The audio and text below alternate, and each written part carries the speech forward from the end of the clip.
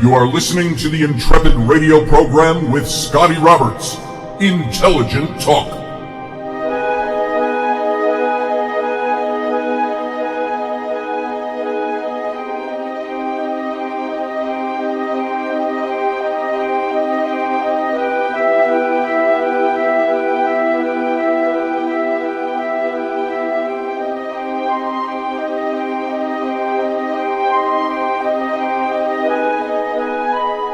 Well, good evening, ladies and gentlemen. Welcome. It's Friday here on the Intrepid Radio program with me, your host, Scotty Roberts. You're listening via Odyssey Radio Network. That's Odyssey1.com, ODYSY1.com. And you're also, if you're viewing this, viewing it over on my simulcast, which is being broadcast over on my YouTube stream, and that is youtube.com, Mr. Scotty Roberts. And I want to thank you all for being here. It's Friday. It's the end of the week, which is wonderful. And I like Fridays. Even though I work for myself, I still like Fridays. Even though my work spills into the weekend, I still like Fridays. And I know you do too. So hopefully you can sit back and enjoy this show. We're going to pick up where we left off talking about Captain Kirk, being Captain Kirk, the psychology of Captain Kirk. And as I've mentioned many times, he was my hero when I was growing up. And I'm going to tell you this, he started as a hero for me as a little kid, but as I grew older, I grew to really appreciate the making of Star Trek, the behind-the-scenes stuff. I got to appreciate who the actor was, William Shatner. And all of that grew into a boyhood heroism, love for the lore and the fiction of Star Trek, and it grew into an appreciation of how these things are done and how they're made. Oh, and by the way, I want to show off my, I don't know if you can see this, there's my new Federation shirt. I am an official Federation officer. I want to thank Russ, one of the owners of this station, for sending that to me, and you can go check out his trekfederation.com or .org. I don't remember now off the top of my head. I could go look it up, but then I'd have to do that on radio. So that is his organization. You should go check it out. That's trekfederation.com or .org. I'm not sure because he is also a foundation. So I'm not sure how he has the site listed off the top of my head. So let's get on with those pleasantries. And I just want to say, if any of you have cats, maybe you can get to me about cat psychology. I have an old cat. Now, he's not elderly or anything like that, but he's an old, fat, black cat. And I kind of liken him to me a little bit. He's like a parallel to me. He's probably more than middle-aged, but he's not elderly. He's gotten really tubby. And I've started cutting back his food. I realized once I got him that I was feeding him too much. Now, we've had him for about 5 years at least. And got him at a shelter. And I would highly recommend that if you're looking for a good cat or a good dog, go check out the shelters first. And he, in a room full of cats that obviously all got along with each other at the Humane Society, he came up to my feet and wrapped himself around my feet and wanted me to pick him up and pet him and all of these things. And I just took to him right away. And I am not a cat person. I just want to let you know that. So my cat, and his name is Oscar, Oscar with a K, Oscar Dublac, he got fatter and fatter over the subsequent years. I think it's because we were just feeding him too much. He liked to get outside, and he stuck around, but, he would kill birds and things like that, and so, we pretty much just kept him inside. And the fatter he got, the more. And the vet said, you're just feeding him too much. How much food are you giving him? And I said, maybe a cup or two in the morning and a cup or two in the evening. And she said, no. You should feed him about a cup a day for a cat his size. So I've gotten to where I give him about a third of a cup of food in the morning, a third at noon, and a third in the evening. But every time I see him, he's just begging me for food. He's just always hungry. He's like a fat kid in a pastry shop. and with no money. And so, if any of you know the psychology of cats, I've been doing this 3 times a day thing, lighter food, for over a month now. And he is almost annoying about the food issue with me, constantly bugging me. So if any of you have cats, or if you have cats who are familiars, I know I got a lot of witches out there that listen to this show, let me know what you think about that. I don't want to fill up his food and just leave it. The guy will hork it down and then come begging 2 hours later for more food. He's just a foodie. He likes to eat. And I sometimes just call him Fatso for fun. Hey, Fatso, how you doing? And he comes up. When I'm sitting in the chair in the living room, he'll crawl up behind me on the back of the chair and want to nuzzle me and want to just lay there and go to sleep and stuff like that. And he's not super active. I don't know how to get him more active, but boy, when he wants to be, he's fast. Zoom, and he's out of. He's a cat, and he's one of those. Oh, I refer to them as stupid cats. The cats that sit by your feet at the door, so they can slip out when you open the door. And then he sits out on the step, and when you're outside and you're coming back in, he sits by the door and slips in when you open up the door. And it's like he's doing everything by stealth. It's like, ha ha ha, I'm going to slip out, and ha, I'm going to slip in. But little does he realize I'm onto his ruse and his game. But he always thinks he's got to sneak around. He doesn't have to sneak around. If he wants to go outside, I'll let him outside. And unlike my dog, Lucifer, who likes to run and chase cars, we don't let her out without a leash. But the cat, he just sticks around. Even when he's out and I don't see him before I go to bed, he's at the door in the morning. Let me in. So he's fixed. He doesn't have claws in the front. All the controversy about that, we didn't do that. He was that way when we got him. And frankly, some of you may hate me. I don't have a problem declawing a cat if you need to. I had a cat once that destroyed things with his claws. He destroyed... I got it sitting right here on the radio. You can't see this? But folks, I've talked about this before. This is my beautiful old satchel that I carry around. And it's an old leather satchel, as you can see. But you see all those marks? See the marks all over that? That's because stupid white cat, who had claws, believed that this was a great thing to sharpen his claws on one night. And I about killed him after that. I didn't actually touch him. But I put him outside hoping he would get lost forever. But he came back the same day. But there it is. He ruined my bag. And I was... Now it looks a bit patinaed because it's been around the world and back 100 times. But, you know, wasn't very fond of White Cat for doing that. Cats. If you got any clues or tips on cats, that's going to be the discussion, I'll bet, over in the chat room now for a while. Cats. But let me know what you think about Oscar Dublac.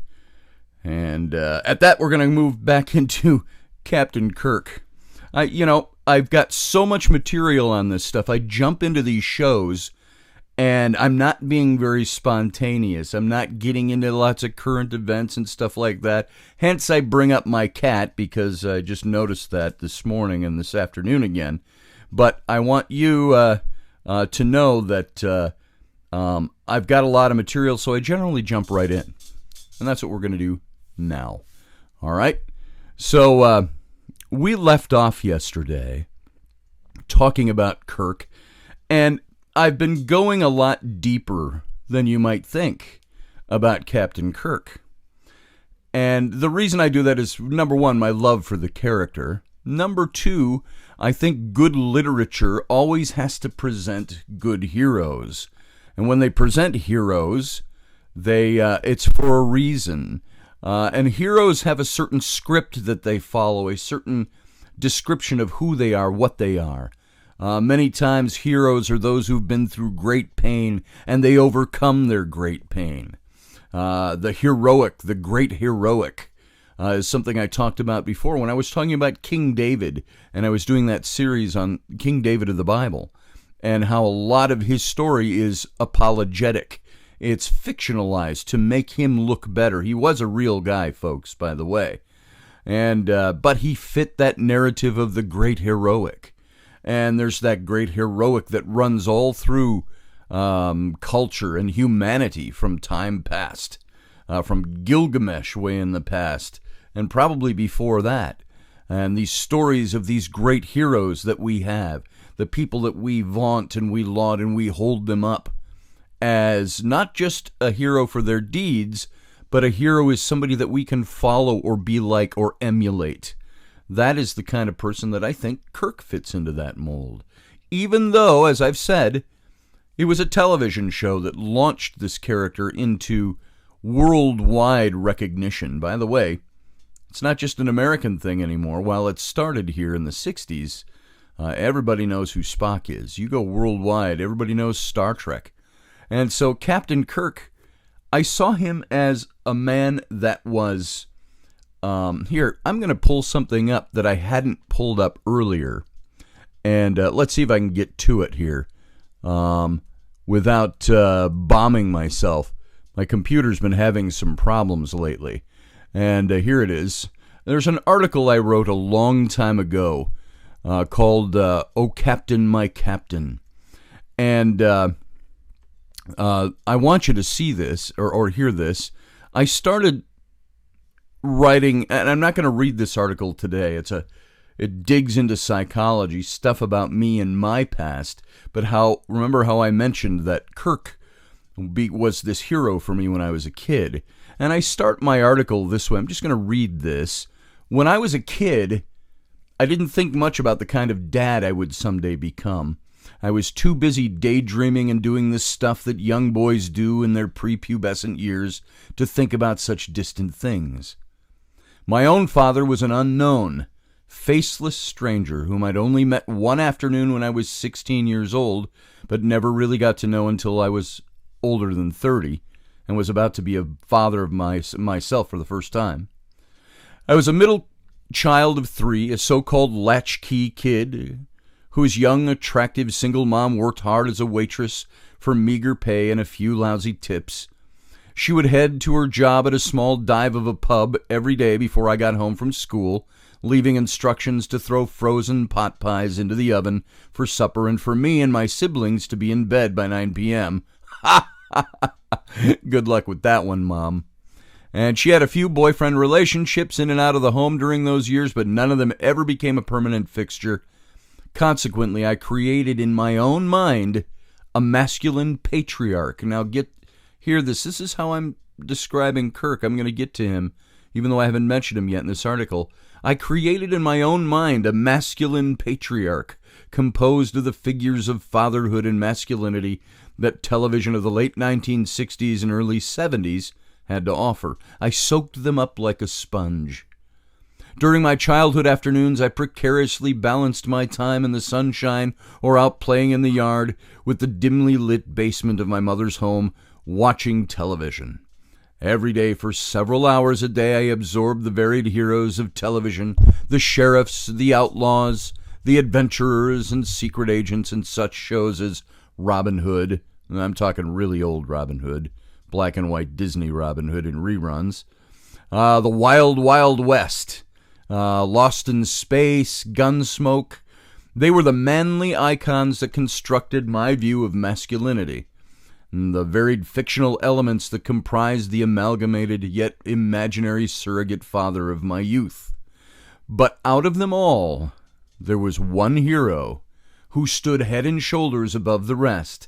No other televised character could compare with the fictional leader, who to me in my childhood represented an image of what I wanted to become as a man.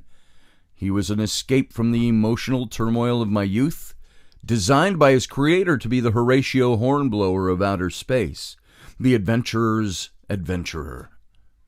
The hero, and as we've learned over the last couple days, the extrovert, not extrovert, the extrovert.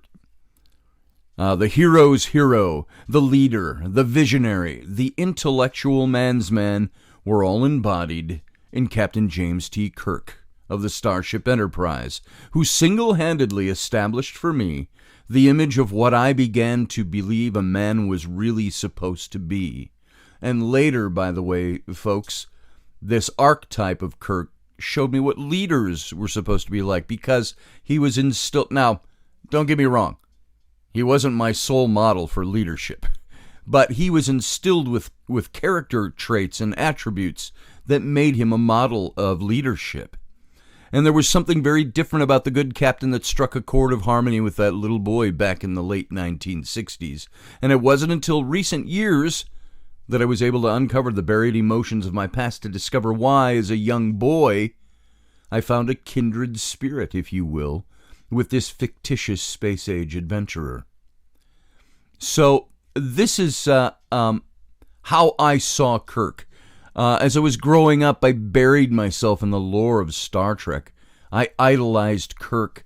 I mimicked his mannerisms and his persona. And you are on very shaky ground with me if you ever criticize the good captain or his show to my face. There was a need for escape during those formative years of my life, and I have since learned that I used my affinity with Kirk as a means of burying the things that were too painful. And I buried them in a metaphoric tin can, in a figurative sense, somewhere out in my backyard. And now, as an adult man, search for the source of buried anger, hidden pain, and modes of operation.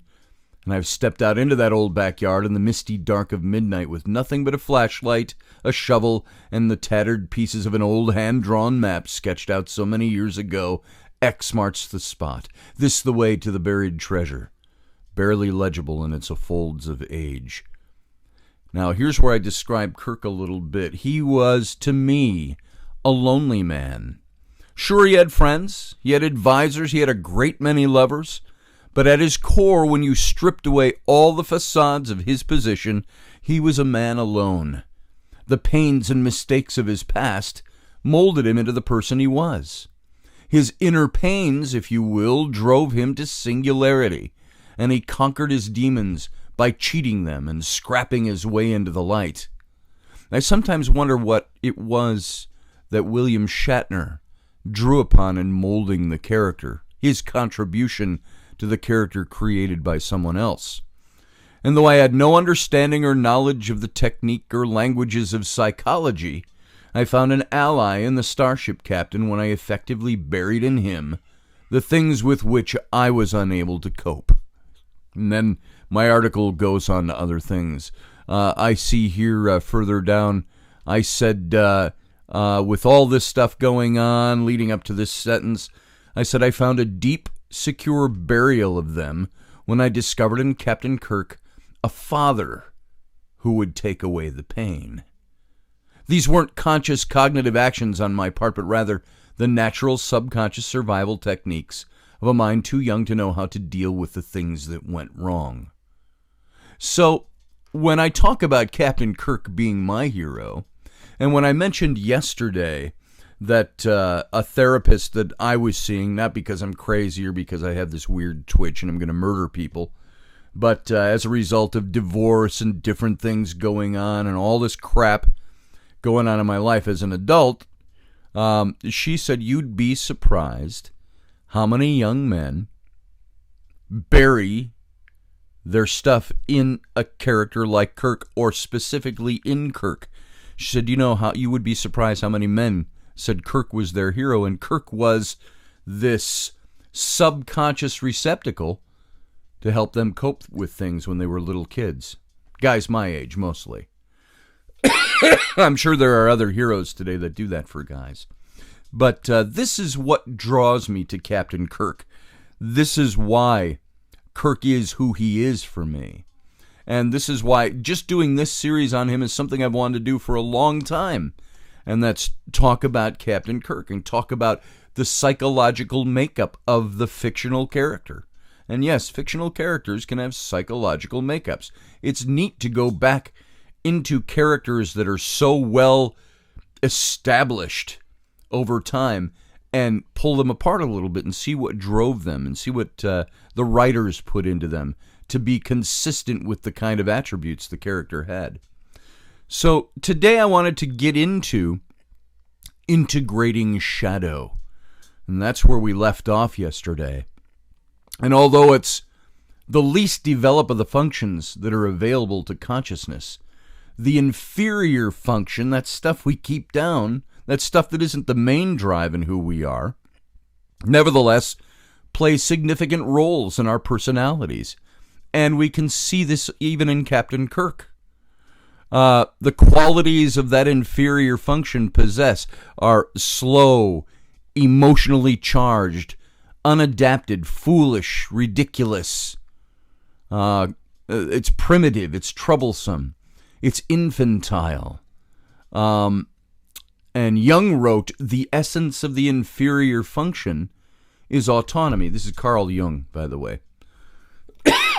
Pardon me, I do have a scratchy throat, and I don't have a regular cough button set up here in this particular program. So my apologies. I'd have to scramble around to get to it. So put up with my little cough every now and then. You can hear it in my voice today. It's close to scratchy today. So the essence of the inferior function, says Carl Jung, is autonomy. It is independent. It attacks. It fascinates and so spins us about that we're no longer masters of ourselves and can no longer rightly distinguish between ourselves and others. Now, taken together, these attributes describe the problematic impact of the inferior function on anyone's personality.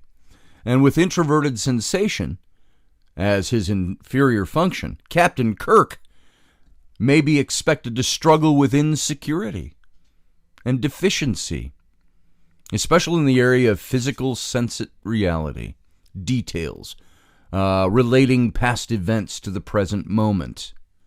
So this aspect of Kirk is revealed in his rather comical physical antics, his relentless pursuit of women, for sex that's often rejected or ignored, his habit of turning to alcohol and picking fights when he's bored, depressed or frustrated, and his refusal to acknowledge the wounds and the bruises suffered by his body through each adventure. And several times in both of the J.J. Abrams films, now we're talking the developed Kirk, pardon me, the more developed Kirk, as the movies and the series was long over, but the series of movies began, then the J.J. Abrams films were referring specifically to his version of Kirk that was built on the Kirk Bible, if you will, his refusal to acknowledge the wounds and the bruises.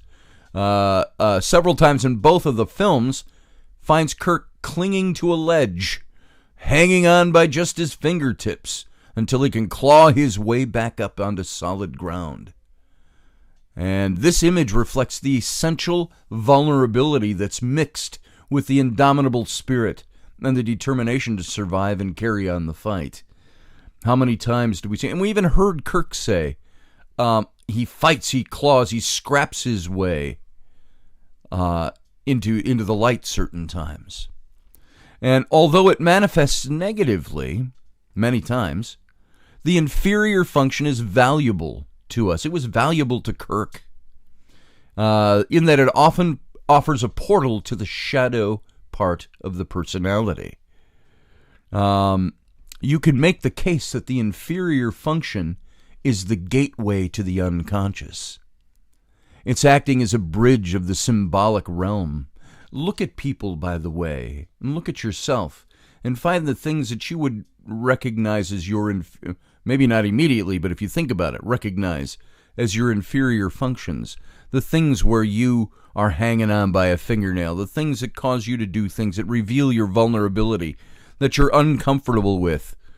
I remember being in counseling, this same counselor I mentioned earlier, with my ex-wife, way back in the 80s. And she looked at me at one point and she says, "So how does that make you feel?" And I said, it makes me sad. I don't remember what the specific answer was, but I remember I said to her something, well, it makes me sad. And she goes, yeah. She goes, I get all that. That's surface emotion. How do you feel about what was just said? And latching onto that feeling was a vulnerability, and it was very hard for me to do. So this is what we're talking about with these inferior functions of ourselves, and especially with Kirk. The inferior function is so close to the unconscious and remains so barbaric and inferior and undeveloped that it's naturally the weak spot in consciousness through which the figures of the unconscious can break in. They act as this bridge to the symbolic realm in our lives, in our consciousness. This idea, you can really look again to this Jungian analytic and apply it to Kirk to view the inferior function as the carrier of the anima or the animus. I have a book here called Wild Animus that I started reading and I didn't finish. But the animus, if you know what the anima, and the animus is not enema, anima with an A. And understood here as the contrasexual principle that represents the soul in the psyche. And as such, it doesn't itself represent a shadow function, but rather serves as the crossover to the true shadow functions. It's the other four functions, I believe, that constitute the shadow of the first four. A shadow accentuated. Now think of this in Kirk, but also apply it to yourself. This process is essential to the project of becoming whole, integrating the conscious with the unconscious parts of the personality. One way to understand what Jung meant by individuation is the progressive differentiation. Now, this is a mouthful, so get this. It's the progressive differentiation of the various psychological functions of consciousness. However, to truly individuate, it's necessary to delve into the unconscious realm and learn to recognize the shadow aspects of the psyche.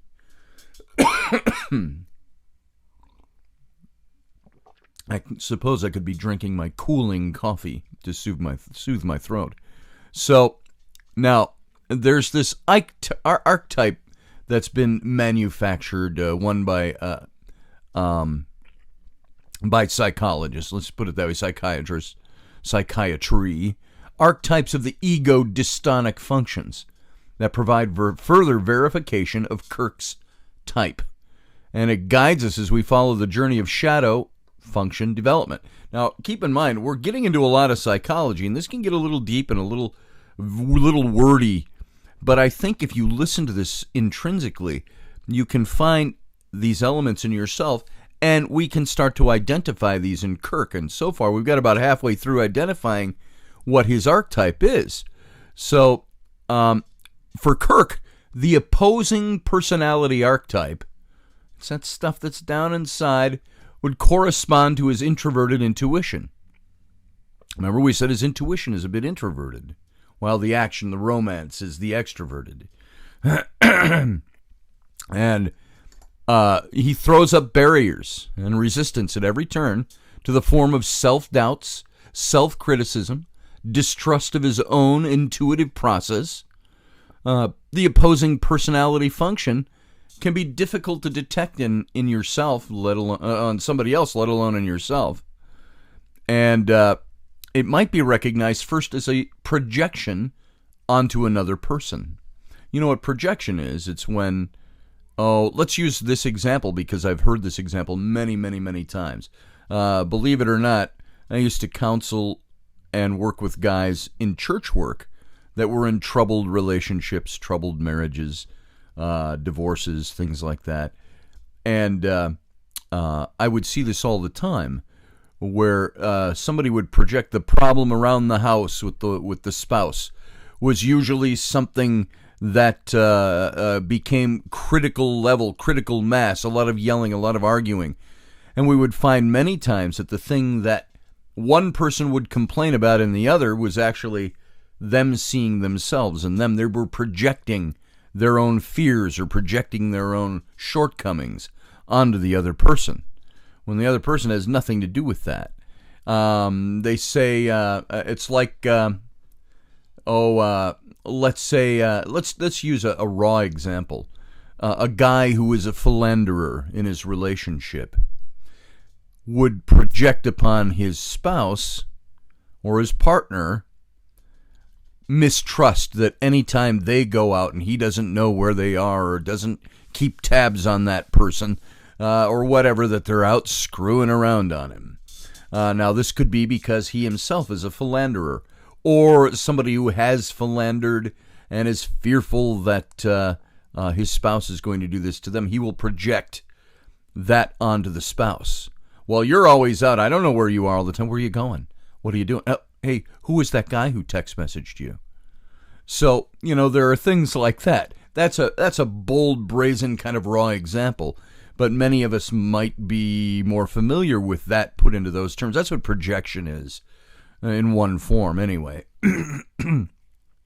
And so, this whole personality function, the opposing personality function, can be really difficult to detect and might be recognized first as a projection onto another person. And you know what? I've run way over time here.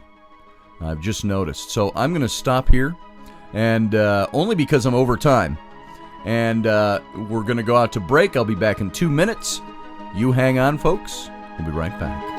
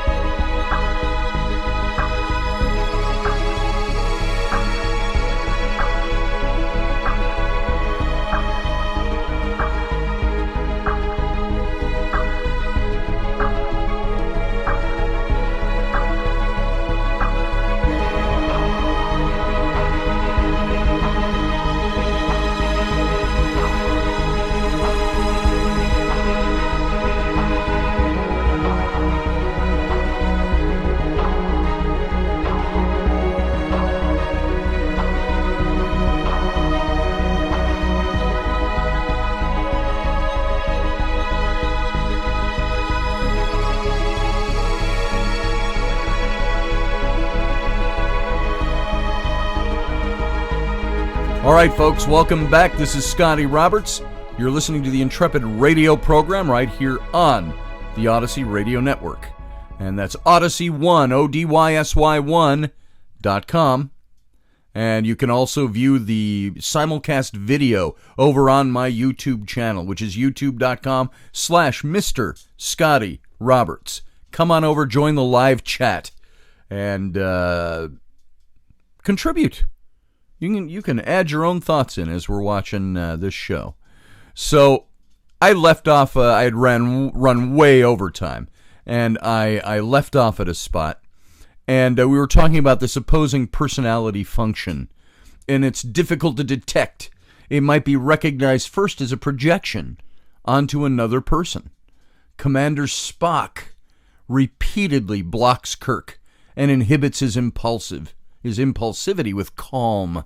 You notice that about Spock? I think that's why Kirk has him as a friend. He uses calm. He uses irrefutable logic, reminding him of both the letter of the law and the ethical intent behind the laws, the rules, and the regulations. And Kirk is deeply frustrated. And sorry, I had a distraction with some equipment over there. Kirk is deeply frustrated, but ultimately benefits from the dynamic. Kirk is somebody who would be frustrated and sometimes even enraged by Spock's interference.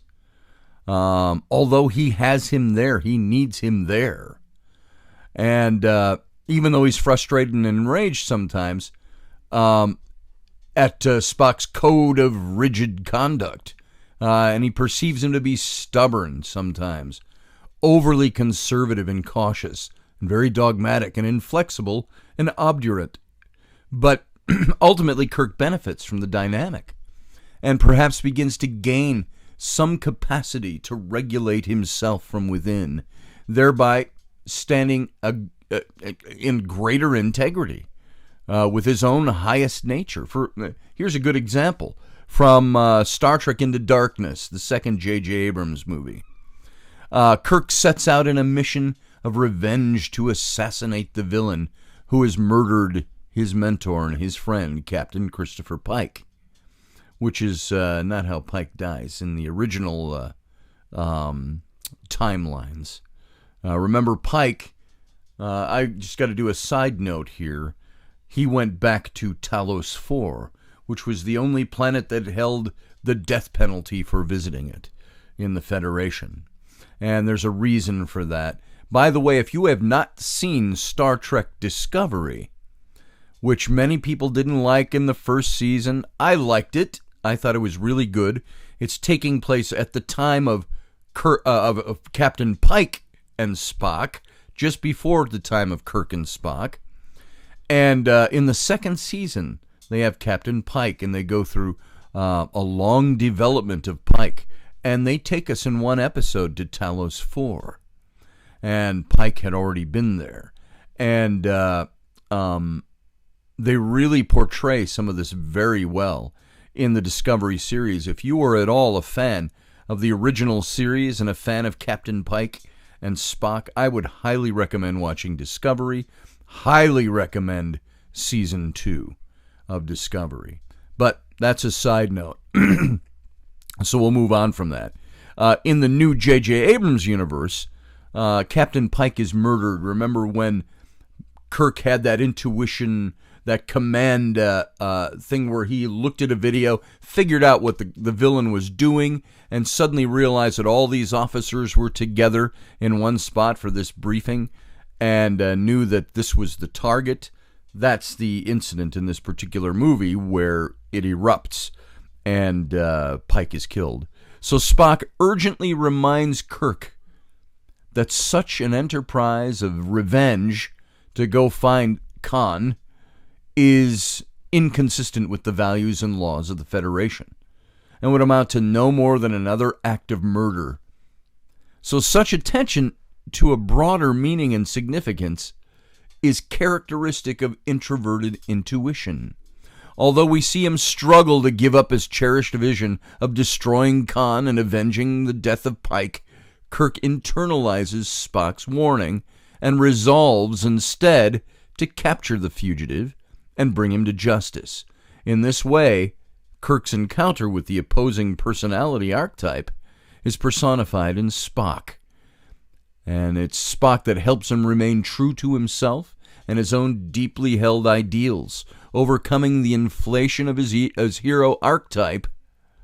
We witness Kirk maturing, gaining greater self-control of the process. And, isn't that the way we want to be sometimes? I know, trying to think of how to put this for you. In my own past as a child, I had abuses. And I remember when I was an adult and I was seeing this therapist, the marital therapist, who wanted to delve into things about me. And she asked, how do you feel about this guy who committed these abuses? And I said, I would like to think I could forgive him. That was my answer. And she basically looked at me and without saying, and she looked at me with the look of, that's bullshit. She said, let me ask you this way. She said, how would you react if you knew this man had done this to your daughters, who were very young at that time, my oldest daughters? And immediately, almost without thinking, it made me cry. And I wept and I said, I would kill that bastard with my bare hands. And she said, that is what you're feeling. She said, now, and then the only reason I'm using that example is I didn't go find him and kill him. I could have, if I wanted to. I'd probably be in a jail cell today. Or I may be dead myself, for all I know.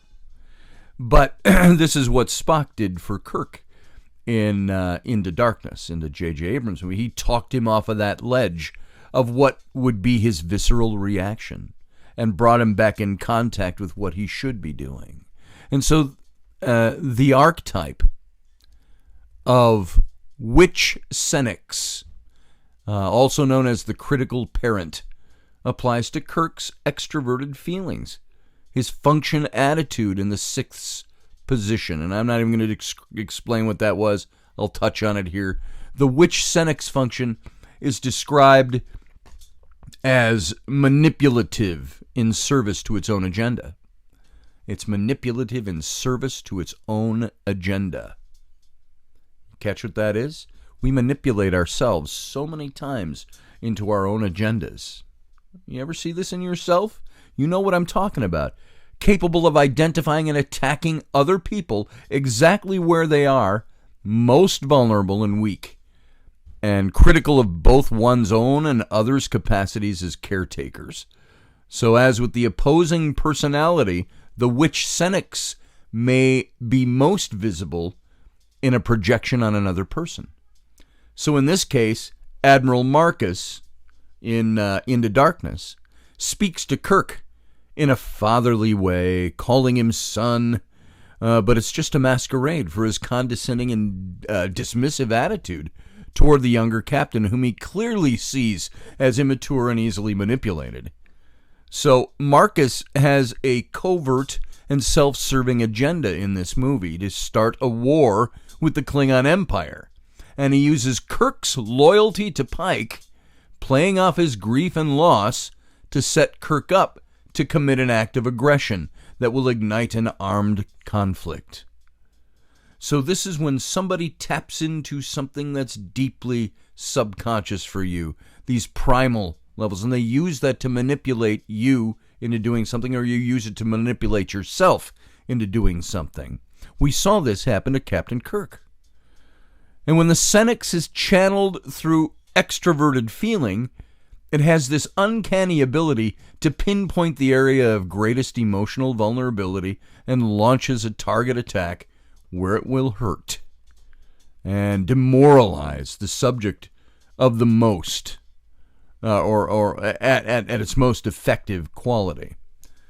We can see this dynamic at work when Kirk thwarts Marcus's plans by adhering to the law and taking Khan into custody instead of killing him. Marcus berates, he's pissed off that Kirk doesn't kill him, and he berates Kirk for his naivety, accusing him of being the reason that his entire ship and every crew member will be destroyed, twisting a knife in the wound of guilt that Kirk has, self-recrimination for not sufficiently protecting those under his command.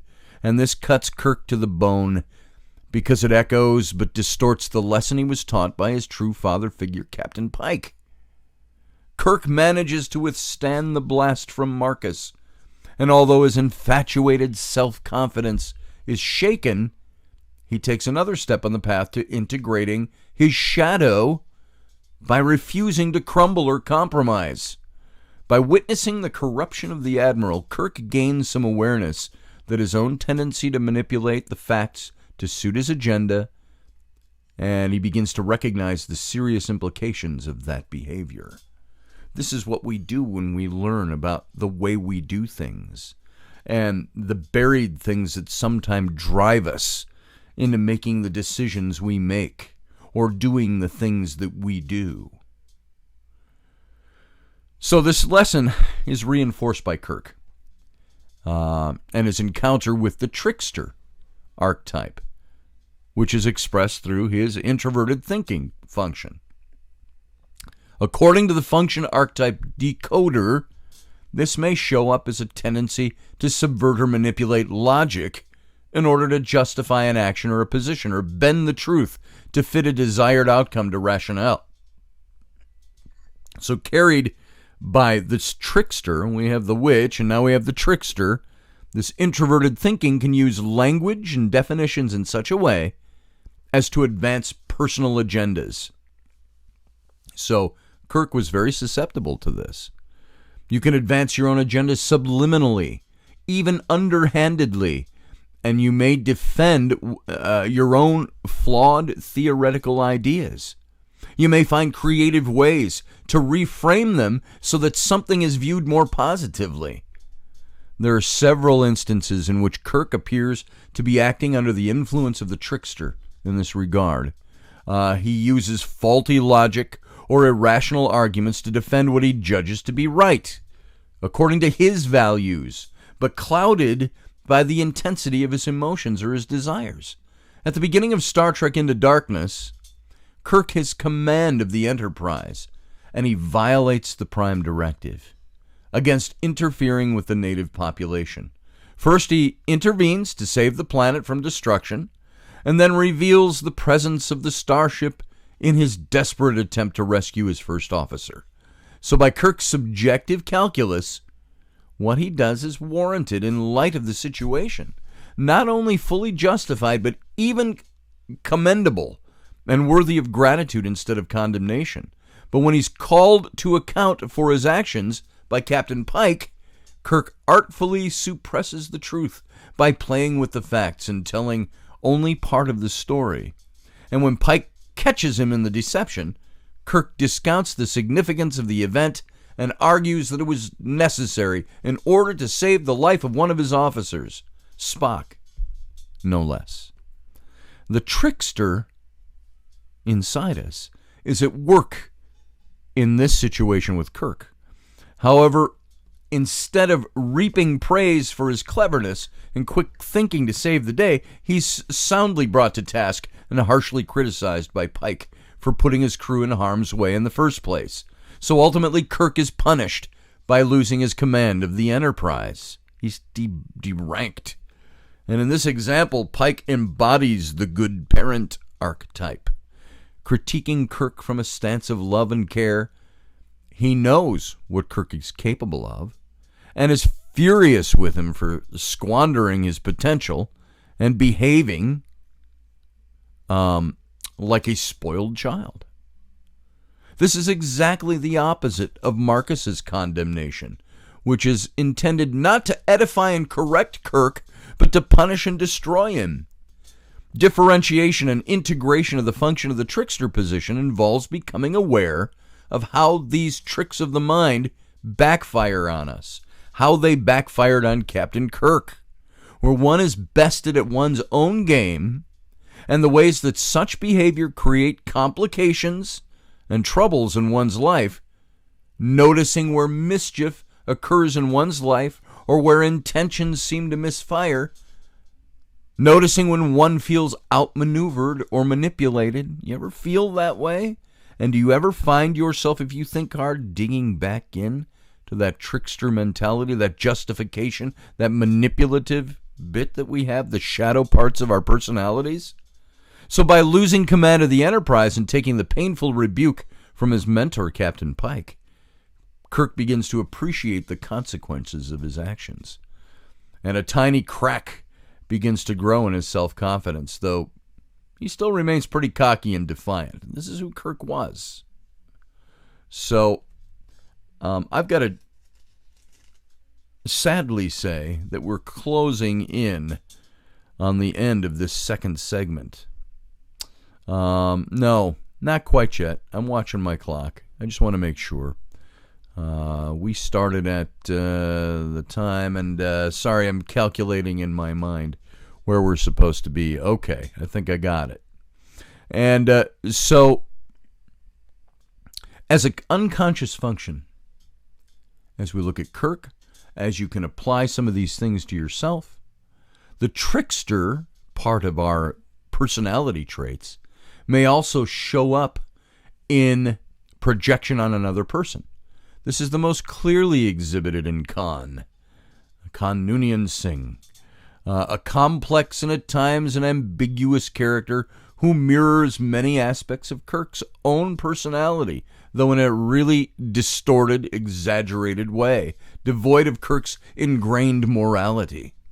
And like Kirk, Khan is deeply motivated by his mission to protect his crew. A small number of men and women had been genetically modified and bred to be superior humans in every way, and this was the ancient experiment gone wrong, when this group of super beings sought to eliminate the human race for their inferiority and primitive violent natures. They were condemned to eternal imprisonment in cryogenic tubes. You know, if you're going to imprison somebody in a cryogenic tube forever, by the way, keeping them alive, they have no conscious awareness of where they are, might as well kill them at that point in my book. When are they going to let them out? Probably never. So, Khan had been revived by Admiral Marcus. Now, by the way, we're looking at, this is the Space Seed, the original Trek episode with Kirk and Khan, with Ricardo Montalban. And then we saw it played out again in Star Trek II, The Wrath of Khan, and how that all plays out, and Khan's wanting to take revenge on Kirk. This is a little different version because of the changed universe in the J.J. Abrams universe. Khan betrayed and used Marcus in order to free his people. But Marcus saw Khan as this powerful tool to advance his plans of aggression against the Klingons. Khan didn't give one rat's ass really what Marcus wanted to do, so long as he could reach his ends. And so Khan betrayed and used Marcus. This is a motive that Kirk can understand and even empathize with to some degree, but Khan takes it to a violent and destructive extreme, stopping at nothing to achieve his goals and behaving utterly without mercy. So Khan acts in a trickster role by playing with Kirk's insecurities and urge for revenge, telling him the truth about Marcus's plans and even collaborating with Kirk to defeat the Admiral. He magnifies and manipulates Kirk's own propensity for ethical acrobatics to justify and defend his righteous agenda. Kirk finds himself in a very highly risky situation of needing to trust Khan in order to secure his assistance to defeat their common foe, Marcus. But knowing that, once that is accomplished, Khan will inevitably turn on him to destroy the Enterprise. Kirk tries to out-trick the ultimate trickster in Khan, and he fails, and nearly loses his ship, his crew, and his own life in the process. So, another intriguing aspect of this trickster archetype is the proposition that it provides an avenue to gain access to the anima or the animus, to integrate the inferior function, thereby opening the gate to the ego-dystonic system and function, and building a bridge from the conscious to the unconscious parts of the personality. As we talked about a little earlier, anima, or the feminine principle, is thought to represent the soul in man's personality. And it's typically encountered first in projection on significant female figures in a man's life. Initially, the anima is experienced as irksome, problematic, but also irresistibly magnetic and mysterious, and eventually beloved, becoming this portal to the highest form of devotion. And although Kirk is incorrigible in his sexual escapades and relentless in his, and maybe that's one of the reasons I also found Kirk very, as a young man, very appealing to model him, but we won't even go there. So he's incorrigible in his sexual escapades, his behaviors, his relentless in his reflexive flirtation with apparently any female he finds attractive enough in his encounters. In the course of both movies, no particular woman emerges as an anima figure. holding that specific charge of importance for him, I suppose that Kirk projects this energy all by himself onto the Enterprise itself as the object of his greatest passion and desire. And I think we already mentioned that yesterday. Kirk's, while he had many women, his one true love was his ship. And the vehicle for his ambition is the ship. The subject of his urge to possess and command in order to manifest his own destiny is his ship. So recalling Kirk's inferior function is introverted sensation. The case for the Enterprise as carrying this function seems quite plausible. It's a singularly physical entity with precise command of data amassed in its memory banks and the capacity to instantaneously relate this information to the present situation in which it's engaged. It's this non-living thing. It constantly monitors the physical condition of the ship, the crew, using its internal sensors. It processes data subjectively in the sense that all it has to work with is what's been input and directly sensed. And it can't take an external perspective.